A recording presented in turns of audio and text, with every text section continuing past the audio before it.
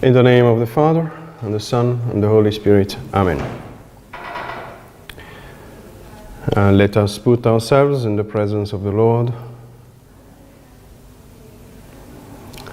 Let us open our heart to His grace, to His love, to His mercy. Let us entrust ourselves to Him through Mary's hands, like little children.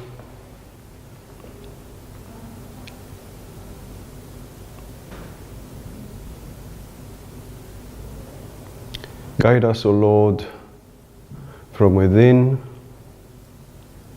Give us your light, your discernment.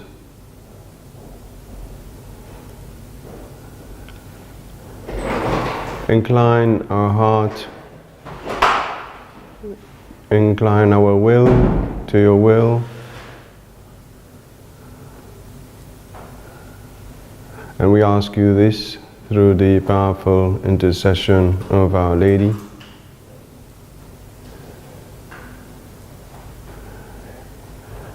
Hail Mary, full of grace, the Lord is with thee.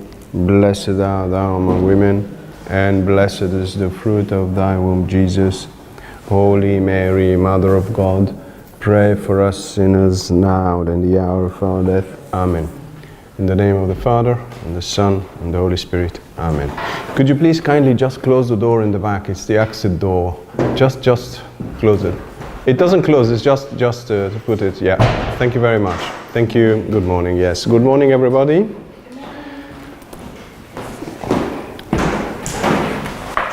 Today we have two different moments, one hopefully way shorter than the other. The first one is about the still Lectio Divina, what we saw the other day, just a continuation that I consider important and shedding a very interesting light on the subject. And the second part would be on a very central aspect of the research I'm doing for my thesis, my PhD. Okay? So, without further ado, let us start. We saw the other day, especially the last 40 minutes, what kind of light Teresa of Avila shed on the practice of Lectio Divina. We saw how in her major pedagogical work, Way of Perfection, she prepares, she combines the work on the virtues with deeper prayer, mental prayer, contemplation. We try to see, and this is the key point for us, we saw it the other day, which is how she distinguishes very clearly for people who are already committed in a spiritual life. We are always with her placed rather after what we call the second conversion. The second conversion is this moment in our life where we discover the presence of Jesus in our daily life, and therefore a personal relationship can start and grow. So this is second conversion and the time after it. So she's writing rather to this type of people, I mean this category of spiritual people. But then when she speaks to them, she distinguishes very clearly in her major pedagogical work, Way of Perfection, between being spiritual, or if you prefer semi-spiritual or half-spiritual or mild spiritual, and truly spiritual. Hence the expression perfection. When she says a way of perfection, she talks about a more perfect way, a perfect, simply, full stop, perfect way of practicing the virtues. And we saw that she distinguishes, summarizing the gospel, 3 virtues: detachment, humility, detachment, and love. And when we say love, when she says love, she's talking about the love between each other. And she shows what is the difference between being spiritual, but in fact mildly spiritual, committed, but mildly not. There is something that is lacking, that perfection, that extra bit that makes the huge difference. And the other way, which is a perfect way. We understood, it helped us enter in ourselves and understand that when we love, when we practice these gospel virtues, there are 2 ways. Our old man, as St. Paul would call it, or old creature in us, is still alive and still working and interferes. We saw that the other day. Today you can go back to the previous video, which is online, 7 out of 7. It's 7/7, the difficulty of hearing Jesus' voice. Okay? So please go back to that one. Today we will see what St. John of the Cross, what type of light he can shed. Please, if you can kindly push well the chair, yes, because it blocks the door. Thank you very much. You see what? So we want to see what is the light that St. John of the Cross sheds on Lectio Divina. Okay? Now, let me remind you of a central teaching in St. John of the Cross. So it's St. John of the Cross, St. John of the Cross, and Lectio Divina. In his teaching, one of the rarest saints not to have given an image, but to have drawn an image. We have from St. John of the Cross a drawing. This drawing is fundamental and is intimately linked to his teaching. So if you read The Ascent of Mount Carmel, which is his first book, first in chronological and first as well in the teaching, because he addresses the beginners and the proficients. So the 2 first stages. No, he addresses these stages. So if you read Ascent of Mount Carmel and Dark Night, and in his mind these 2 works are one work, you will see that the drawing I will make right now, which he made, and the teaching are going perfectly together. So in one picture, as we say, we have more than 1,000 words. So let us see this interesting way of teaching by drawing. So he draws a mountain. Mount Carmel. Mount Carmel, the Carmelites come from the Holy Land, very close and toward the sea, to the actual city of Haifa in north of Israel that overlooks the sea. If you go further, then you have a little mount, not high, not too high, overseeing the sea. This is where Prophet Elijah was worshipping God, and this is from where the Carmelites come. These are hermits who gathered in a community. They have a rule. We have an official rule from the Bishop of Jerusalem in the Middle Ages, the 13th century, 12th century, 13th century. We have a rule, and then they move on because of the changes in the geopolitics of that time, they have to leave the Holy Land and come to Europe. Okay, they have to leave the Holy Land and come to Europe. If you want to sit down, you can come here. So for them, the image of perfection, the image of contemplation is very much linked to the Mount Carmel. But it can be any mount. It can be Mount Sinai, it can add the Mount Tabor, which is the Mount of the Transfiguration. It doesn't matter. The image of a mount is a classic image in the Christian spirituality, but also in other spiritualities. To climb the mountain, in fact, is the image of the growth until you reach God himself on the top of the mountain. Okay?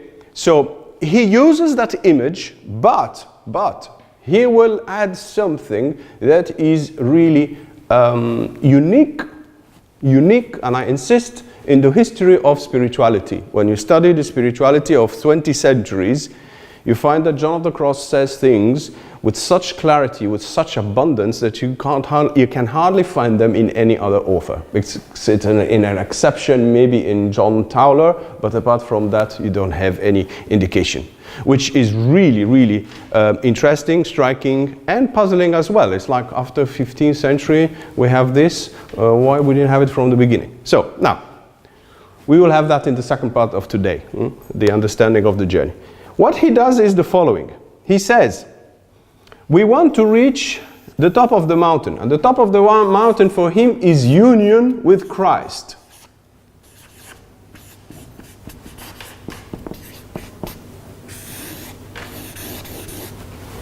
So it's not just contemplation, it's union. So transformation, purification, illumination, transformation, union with Christ. He says from the first lines of his book, The Ascent of Mount Carmel, he says, we want to reach union with Christ. Fantastic. Such clarity. He doesn't add too many topics. He says, I have only one topic. I have all his works are around one topic. We want to reach the union and the fullness of union with Christ.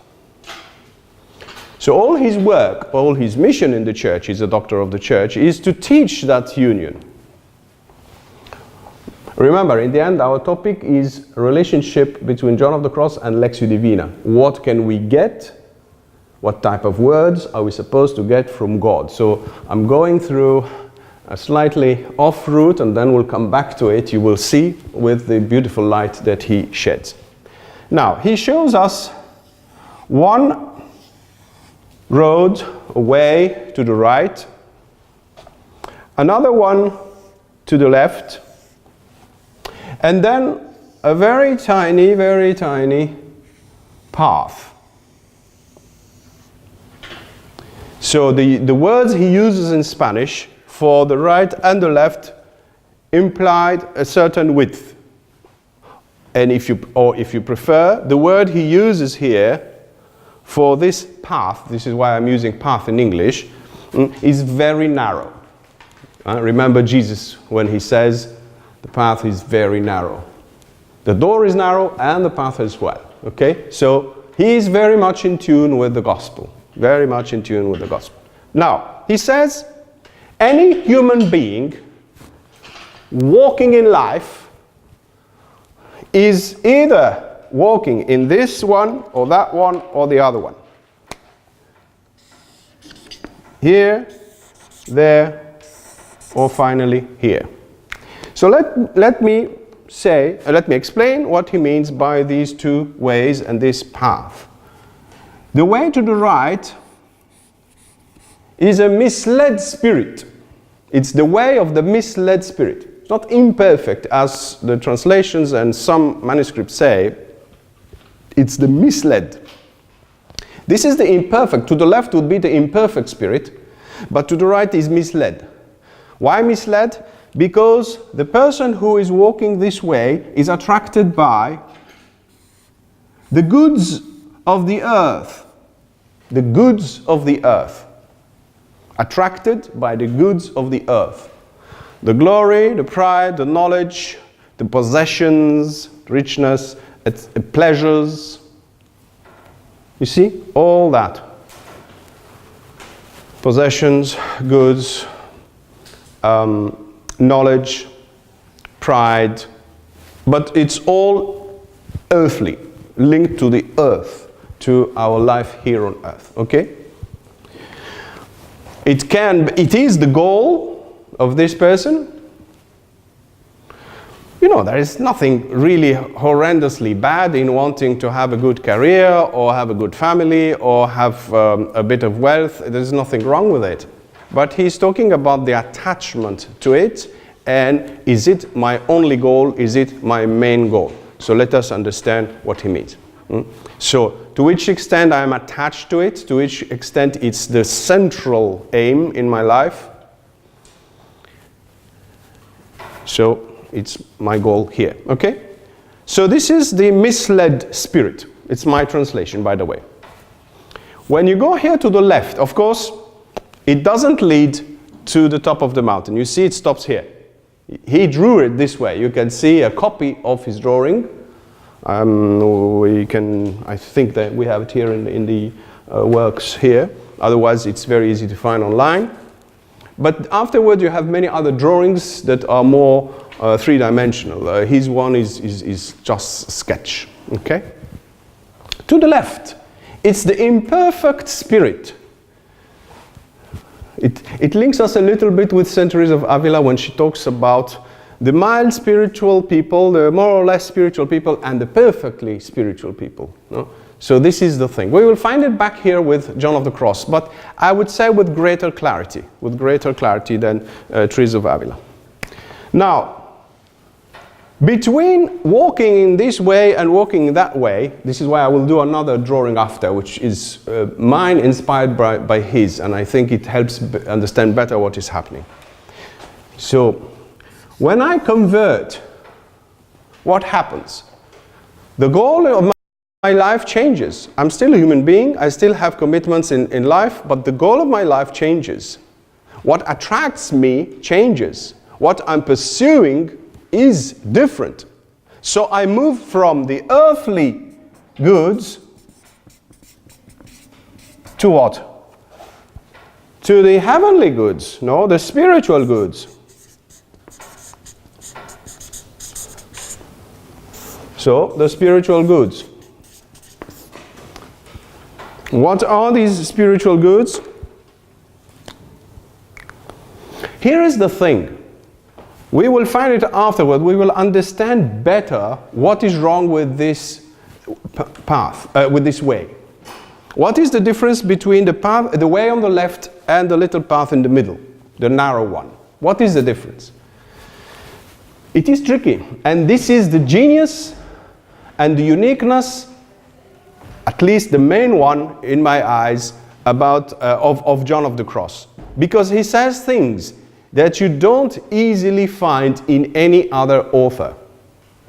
Hence, I would say, but this is me of course talking, who am I? Nothing. Hence, its major importance for the Church. Within spiritual life, he makes a distinction, as Teresa of Avila does, but he does it in a sharper way, in a clearer way, very clearly defined. Okay? So he says that the spiritual goods, remember the spiritual goods, the earthly goods I mentioned here, take them and make them spiritual. So, here, pleasure. Do we have a spiritual pleasure? Of course, yes. Don't you enjoy sometimes a consolation given by God to you? Don't you enjoy a grace, a feeling the grace? Not the grace, but feeling the grace. Don't you enjoy that? Yes. So, are there pleasures like we have pleasures on earth? Absolutely yes. Do you have gluttony? Spiritual gluttony? Yes. Do we have spiritual greed? Yes. Do we have spiritual pride? Yes. Disaster. We didn't know about all this. We thought being spiritual is the goal, and that's it. We got it. No, we didn't get it, he says. This is a wide other way to the left, but it doesn't lead to the top of the mountain.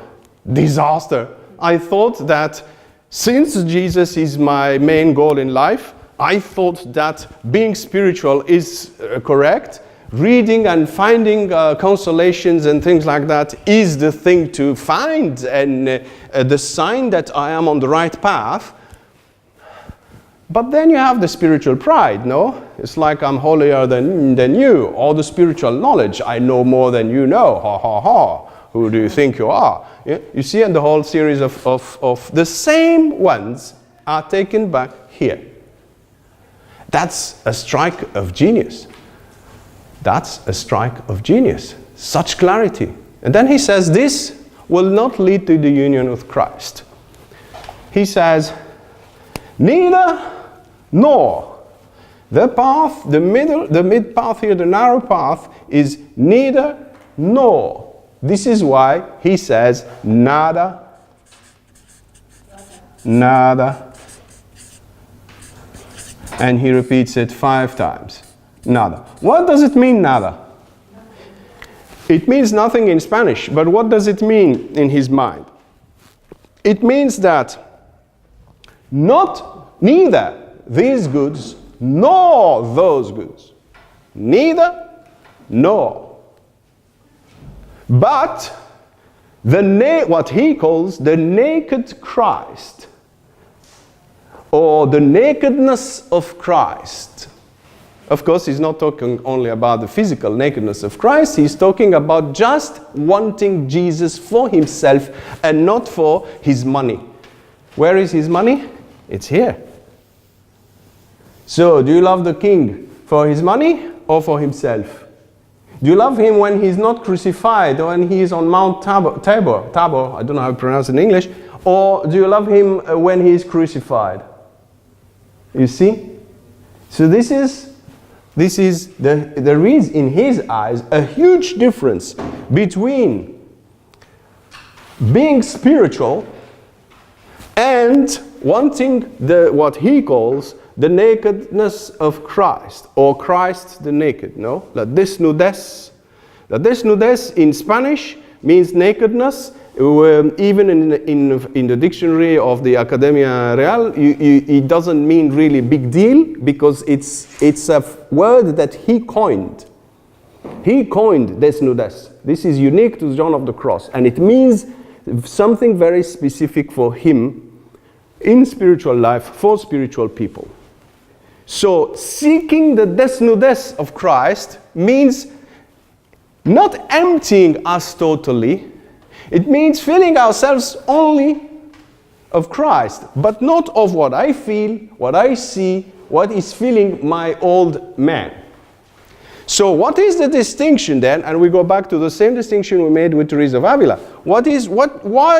How can we understand deeper the distinction between being attracted to spiritual goods and being attracted to the naked Christ? Let us go deeper here. It's the same drawing that I made for Teresa of Avila. So we'll do the goal and the means.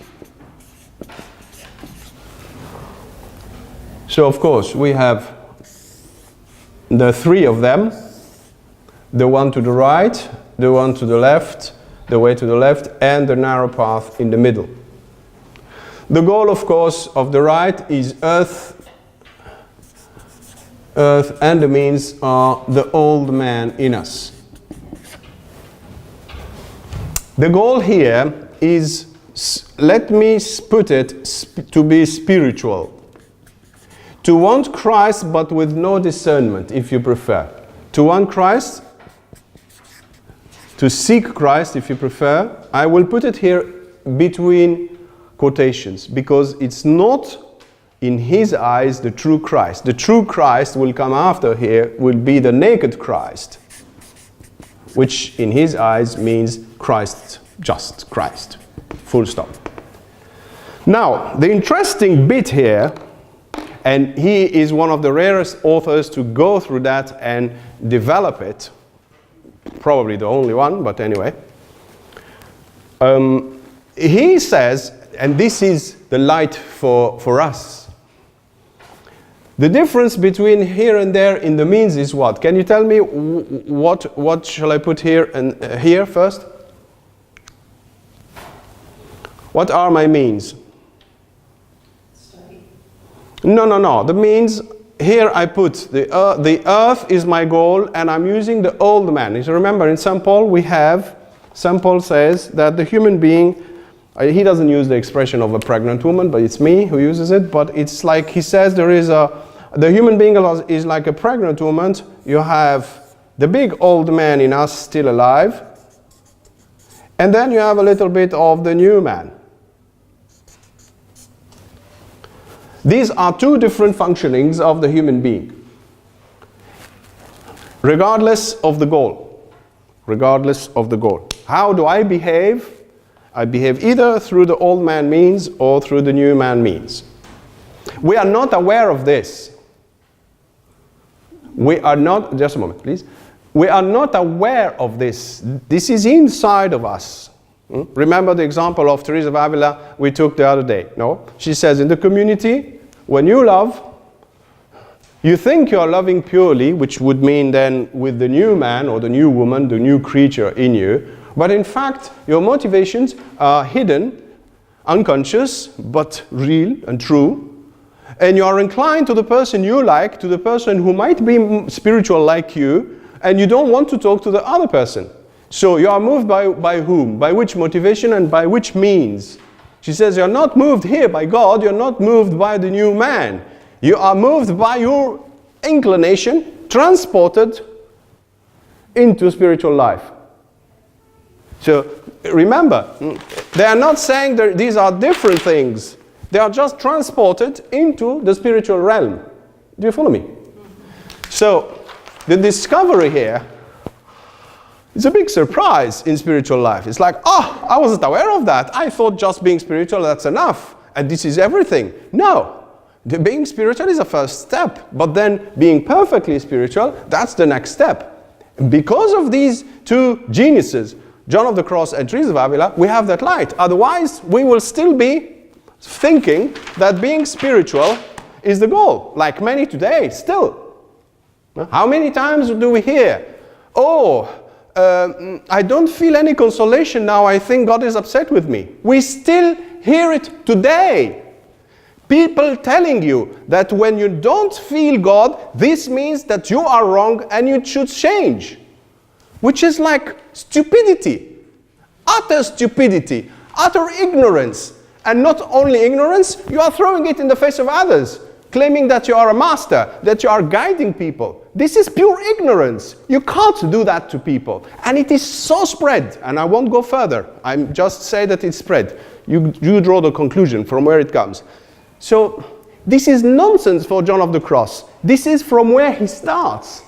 The first lines of the prologue of the ascent of Mount Carmel are addressing the issue of people who come to him for spiritual direction, thinking because their spiritual director said to them they are going backward, because they don't feel God anymore. So the spiritual director will say, okay, we are in Spain in 500 years ago, so bear with the situation, no? You go and do a general confession, general examination of conscience and general confession, because there must be some hidden sin that you committed or are still committing, and therefore you are going backward. Do you understand what's happening here? There's no distinction at all between these two. It's like blindness. How can a blind man guide another blind man? It's nonsense, and it is so spread today. John of the Cross says, no, this is utter rubbish. This is lack of discernment. And you have, well, in the French edition it's 30 pages. You never see, and I don't think you will ever see in your entire life, a saint, and not any saint. John of the Cross is a very, very high saint. You will not see a saint going through such a rage in 30 pages, throughout 30 pages, against spiritual directors. These guys, he knew them. He's not talking theoretically. He is talking with people who are suffering because they are misled by other people. 30 pages in the living flame of love, which is supposed to talk about love and fire and etc. You have 30 pages because the spiritual director is one of the 3 enemies of the soul. Tells you a lot. Tells you a lot. So we are not only in a very niche area in the church, which is the spiritual people, but within that niche, we should leave all that and continue even further with that new discernment. Do you follow me? Am I talking gibberish? Well.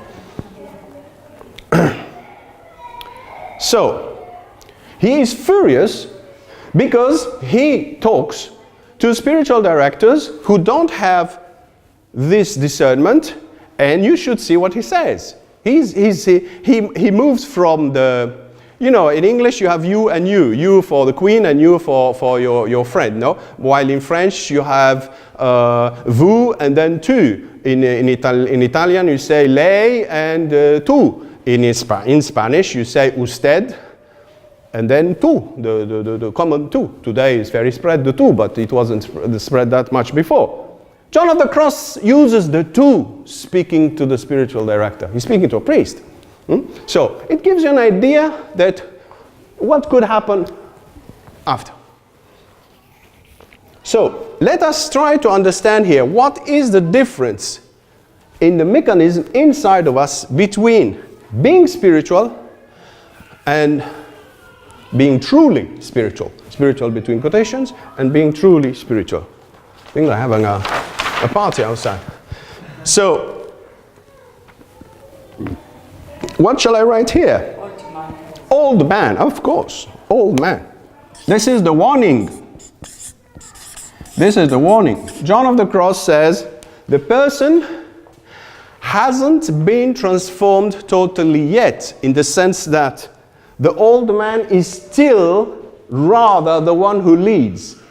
You see what I'm trying to say? Of course, it's never black and white. The relationship between the old man and the new man is never black and white. It's like, oh, I killed my old man, then my old woman, and then now I'm free, I'm renewed. Yes, it is true. Union with God means something about that. Otherwise, you wouldn't have union. It doesn't mean that, sorry, that, I don't know, we can talk about this after. It doesn't mean that still it's perfectly black and white, okay?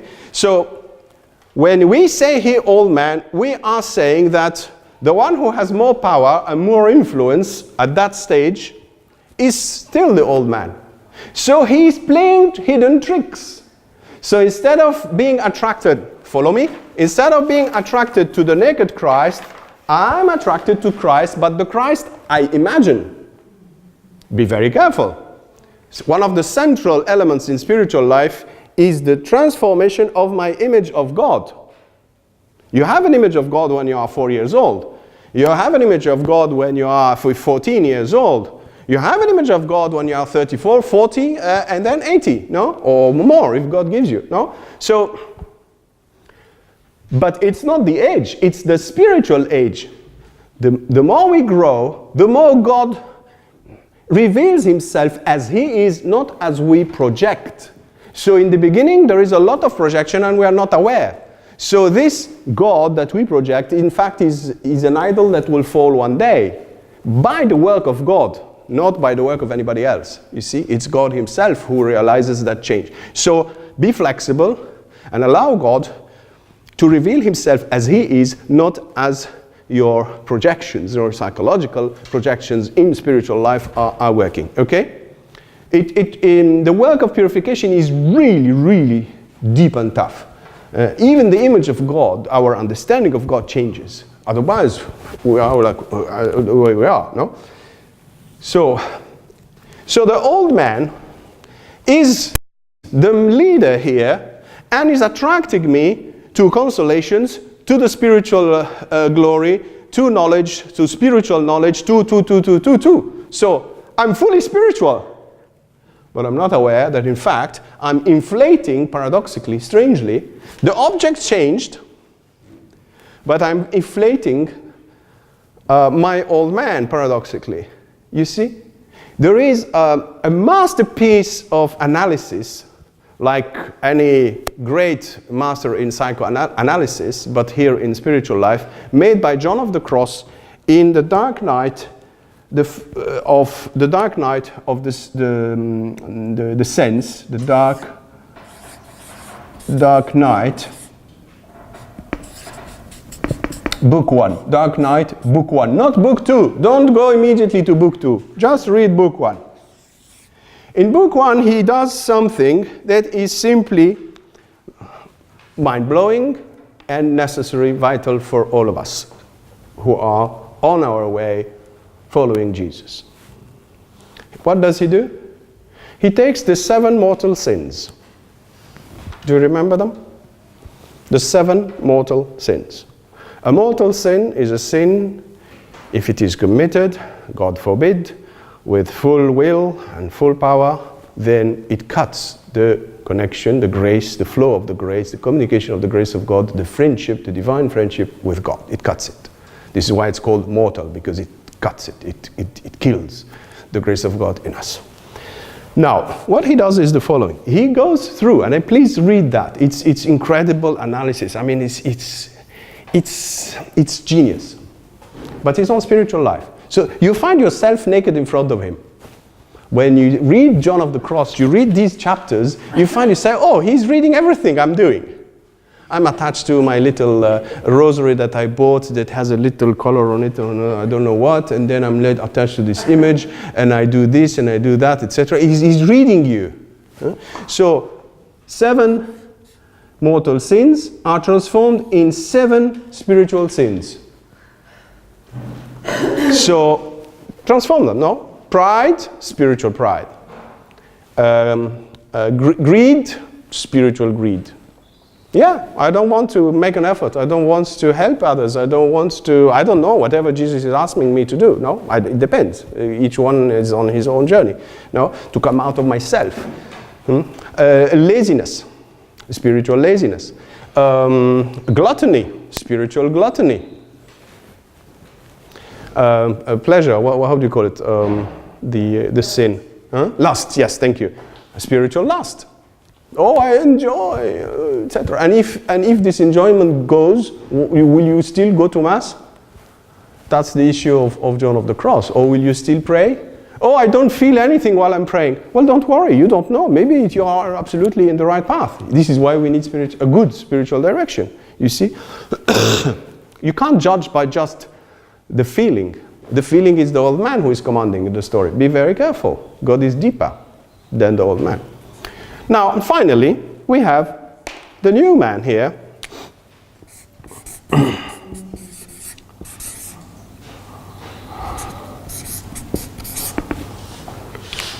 Who is the new functioning, led by the 3 theological virtues: faith, supernatural hope, and supernatural love. A new functioning.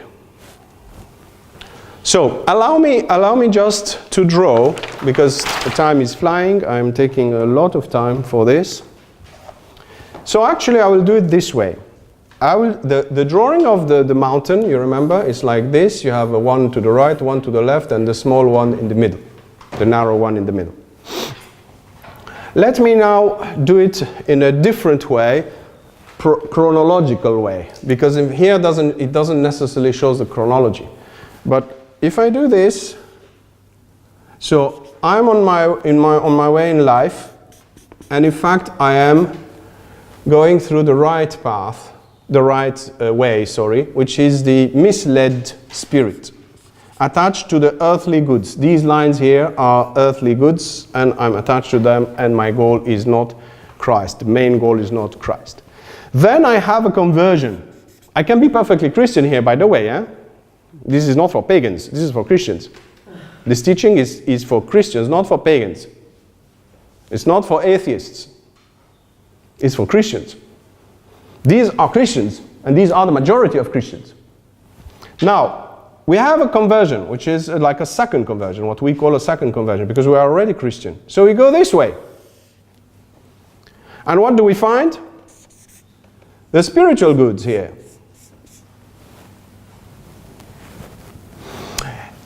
It's inevitable, says John of the Cross, to have at least a little bit of the spiritual goods, the attachment or attraction, and fall into that functioning of the old man in spiritual life. He says it's inevitable.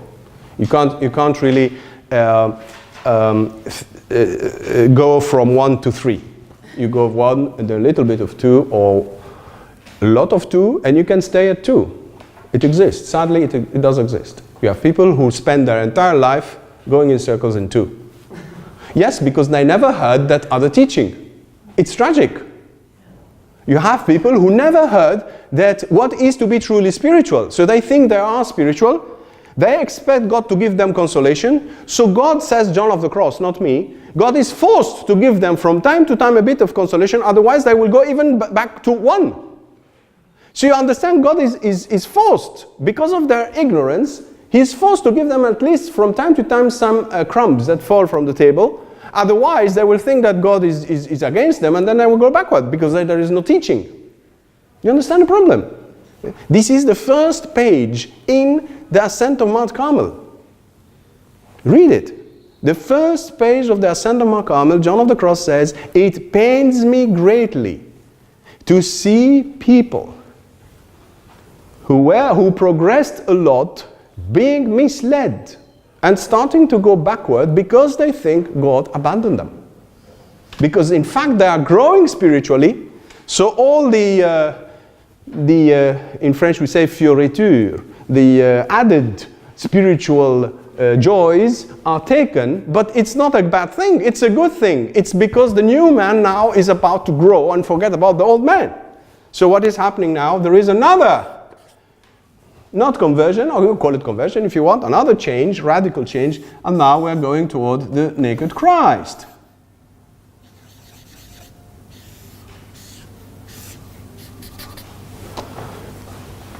So, neither nor nothing. Nothing but Christ, naked. It's not that you are not seeking Christ. On the contrary, you are seeking more and more Christ. But you accept to lose everything that is not Christ. That's the newness. So, now, let us go back to our main topic. Now, I think you understand what I did here. So, this is totally the drawing of the mountain of John of the Cross, but spread chronologically, so you could understand that there is a journey, and in this journey there is a major conversion here, and a way bigger conversion here that is supposed to happen. You see, you have two major turning points here. We know only about the first one. We probably never heard of the second one. That's the greatness and the advantage of John of the Cross, okay? So here, I walk attracted, then I have a second conversion, then I become a spiritual person, then, it depends of course on the length of this, I can be attracted, I can have a change, a conversion, and then focus more on the naked Christ, when it's the right time, of course. When it's the right time, of course. Being spiritual is not enough, no? I tell always the story, no, of this young girl who had visions, no? It does happen, no? And she entered in a Carmelite monastery. Not in the UK, so don't worry, don't try to find where it was. It's not in Spain, it's not in any of the countries present here. It might be through the video, but not through the ones present here. She had visions, and of course, if you enter in a Carmelite monastery, Teresa of Avila is the main figure, no? She is the raw example, no? You follow her example. And what happened to Teresa of Avila? Many visions. So you're slightly cornered as a prioress or a mistress of novices, because it's like you don't know what to do. It's like you can't say no, you can't say no. Well, Teresa of Avila had visions, but still there is some problem. Why do we have a problem? Because of this area here. This girl started almost to give orders in the community. If you have a bit of discernment, small like this, what do you do? What do you do? Let me see. Can you be a good prioress or not? No. Huh? Ignore Say again? No, now she's starting to move many things. As I said, she's starting almost to command in the community in the name of the visions she's having. What do you do now if you are a good prioress? Observe. Observe? No, you're not a good prioress. Sorry, I'm not politically correct. So, what would you do in this case? Follow the orders. Which orders? You are the prioress and you have a young girl who enters, she has visions. Prioress. Madre priora, no? La madre superiora, no? Say again? Yeah, but there is no hope for discernment. Why? Because she's convinced she's seeing truly Christ or Our Lady or whatever, and she's receiving orders, and then she's transmitting the orders to the community. So now there is no prioress, it's her. Go ahead and keep them for yourself. Huh? Keep the visions for yourself. No, you're not still a good prioress. You are not far, but... You make her do humble works. Yeah, but thank you, but this is impossible. We reached a point where you can't do anything because she's convinced that she's right. And remember she's in the first stage of her journey as a nun. She's only a novice. She's not even she didn't even make her her first vows, so forget even about the solemn vows. And then you try and know them by their fruits. Oh, you have a good heart. These type of people don't listen. Just please. Huh? The mind of what St. Teresa of Avila said, that she should leave those things to God and obey her. You have a good heart, but there is no, you don't know that type of people. You don't know that these people do not listen anymore because they are involved in what? In an utter spiritual pride.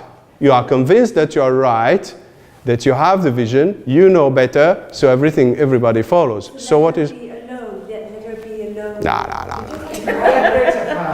Huh? Of course! Get rid of her! Give her a kick somewhere!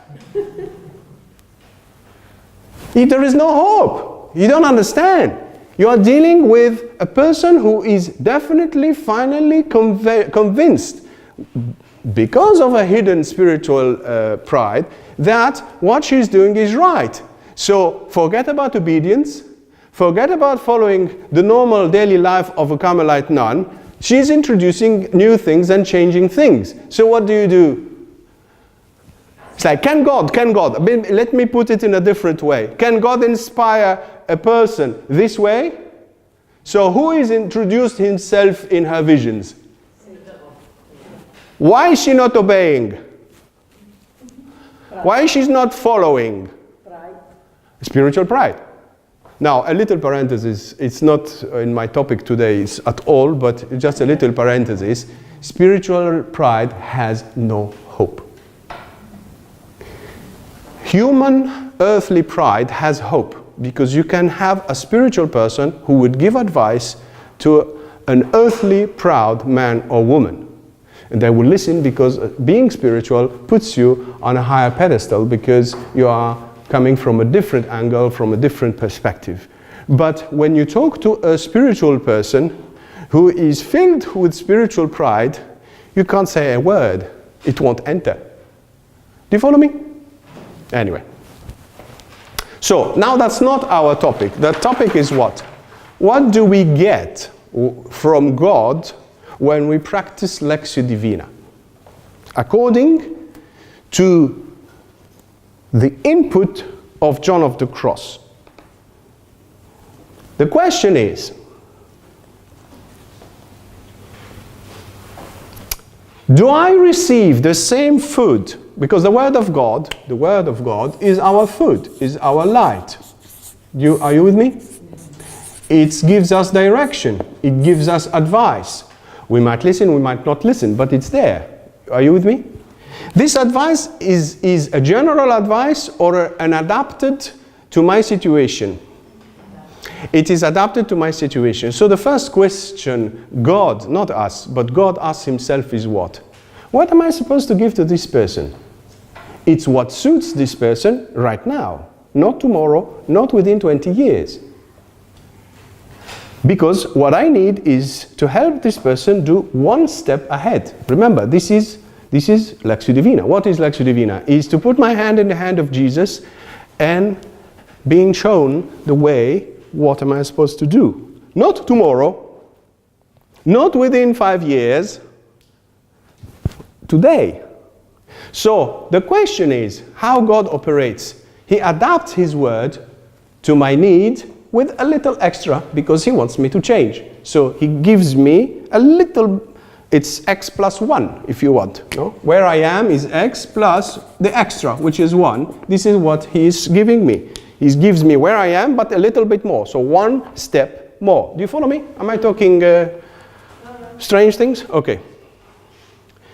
So if I am here, He adapts His food to where I am. If I have not spiritual pride, no earthly pride, or I am misled, His word will be leading me toward a change, toward a conversion, or toward a certain commitment before that, toward a certain commitment that prepares me for the conversion, because conversion doesn't happen like this. There is a preparation. We need to read Teresa of Avila and study her conversion. That happens at 39 years old. Almost 20 years as a nun. She was still more or less in this area. She needed a conversion. Surprise, yes, surprise, big surprise. Big surprise. Blessed he who had mercy on me and waited for me for so long, she says. Blessed the one who waited for me for so long, she says, and cries. Okay? So, if I am here, the word adapts to my need. If I am here, the word adapts to my need. If I am here, the word adapts to my need, etc., etc. So, what do I expect from God, from the daily word that I am supposed to receive from God, but truly, truly, what do I expect? You can see it sketched or drawn here in very large, very wide way. So you understand that the lectio of a person here is different from a lectio of a person here, here, here, here, or going in circles here, or here, or here, or continue. Okay? There is a lot after. Okay? Now, do you have any question about? Because I waited a long time before landing into a Lectio Divina, because I had to prepare first a different understanding on how do we see and understand the journey. Because if you don't have clarity on that, you can't understand the next step, which is, this is what you expect. It's like, because people, it's legitimate to ask, no, what am I expecting from God in Lectio Divina? What type of words would He say to me? What type of advice would He give me? You see? So I read my attachment here to this or to that. And He works on the attachment. He works on the opposite of the attachment. You see? Like if I am attached to chocolate, well, He will draw me first to be attached to the spiritual chocolate. So, in fact, I'm more or less here. But being here, I am still moved by the old man. So I'm still attracted by certain things here. But in order to progress, I do the opposite of it. No? Pray and fast.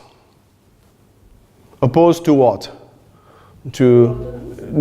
Yes, it could be gluttony, it could be other pleasure. It doesn't have to be chocolate, no, but chocolate speaks more to certain people, no, but you can take any other things, any other activity, any other attachment. And He works more on the attachment. But He doesn't just say, cut, sever. No, He says, I'll give you something in front of it, because you're still young. So this stage, we are still young, but spiritual. In the sense that He offers me a compensation to that other one. Often when we start Lent, I often try to explain to people that fasting cannot work alone. The Christian fasting cannot function alone. We're not beating ourselves only, or emptying, better said, ourselves only. We empty ourselves and fill ourselves. So if I empty myself by fasting, I don't know, TV time, silly things, whatever, I'm fasting. But you can't just fast and do nothing, because you create what? Emptiness, vacuum. And we hate that. We can't cope with it. So John of the Cross says that God takes us step by step. So he fills us with some spiritual chocolate, which are the consolations. So if you make a sacrifice for an earthly good here, you are given something that supports that. So this is why Jesus says fasting and praying, because fasting is emptying, praying is filling. But at that stage, you are filling with something that you are bound to feel or to sense. You understand what I'm trying to say? It's not yet here. Don't shortcut the steps. It's not yet here, but it's still better than here, and necessary, says John of the Cross. We can't shortcut that stage. You see what I'm trying to say? So now, our question. What am I expecting in the indications of God in my Lectio Divina? Say I am here, and I'm still attracted by, I don't know, let us go back to the famous chocolate, no? So, what am I supposed to do? I feel in my conscience, when I'm reading, that Jesus is saying, make that sacrifice for me, not like the Buddhists who fast more than us. They don't eat at all. 4 days. Bless them. But that's not spirituality. Spirituality is what is feel. How do you feel after? How God works. It's not only about emptying. Emptying is one side, but what is the other side of the coin? This is why we cannot separate fasting from prayer and prayer from fasting. Otherwise, it falls apart. Okay? So I will feel, in sense, in my heart that he's saying, make that sacrifice, drop that. I'm still very young. I'm still very little spiritually. Leave that, and you will see. Do it for me. That's a very central for John of the Cross. Do it for me. We don't do it as a gymnast, bodybuilding, spiritual bodybuilding thing. No. We do it for Jesus, out of following him and loving him, and even, I would say, falling in love with him. I remember my master, Father Louis Guillet, the French Carmelite. He died in 92. He taught me and others St. John of the Cross, and I will always remember that. He said, yes, when you read John of the Cross, when you read the first book of Ascent of Mount Carmel, you are scared. Because he says nothing, nothing, nothing, nothing, nothing, nothing. So you feel completely squashed, like a bulldozer or running over a flower. No, you are the flower, and what you have to do is John of the Cross advice is a bulldozer. You are scared. But he said we often forget that these little two words, for me or for the sake of Christ, that are the key of everything in John of the Cross. You see, do you follow me? So, what will I get in the Lectio? This is the type of things I will get. Why? Because this is what I need right now. I am attached to something. Jesus wants to free me. I am at that stage, not in any other stage, and this is my food. This is why we don't compare the outcomes of Lectios. Because that's to be too nosy. I never ask a person, what did Jesus tell you in the Lectio? And I don't expect people to ask me that. I will give a general answer, if you prefer. To be kind a little bit, and I'll say, well, you could get this, you could get that, etc. But I'm not supposed to give my own lecture. You don't eat and then regurgitate what you ate and give it to others, no? Got the point? So, unfortunately, we have to stop for 5 minutes. Then we will shift and move very quickly into other thrilling things about the history of spiritual theology. Thank you very much.